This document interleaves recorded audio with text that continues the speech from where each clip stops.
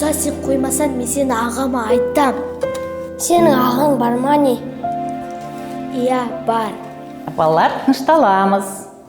Ал бүгінгі біздің жазатын шығармамыздың тақырыбы менің ағам.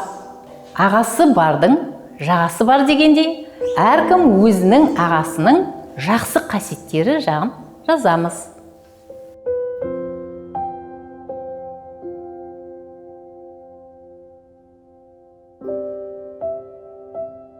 Менің ағам өте талантты. Оның қолынан келмейтіні жоқ. Ол суретті өте жақсы салады. Аздап ақындық қыры да бар. Гитарамен ән де айтады. Бос кілемде шебер күресіп қояды. Оның алға қойған мақсаты өте көп. Осындай болашағынан зор үміт күттірген ағамыз бәрін тастап бір күні арамыздан кетіп қалды.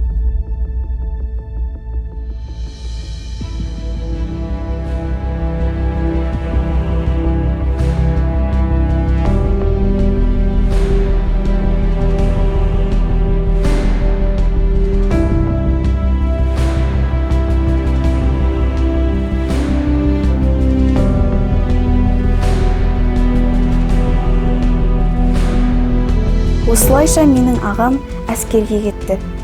Оның алға қойған мақсаты қанша көп болса да, алдымен ең басты парызын өтеуге бел буды.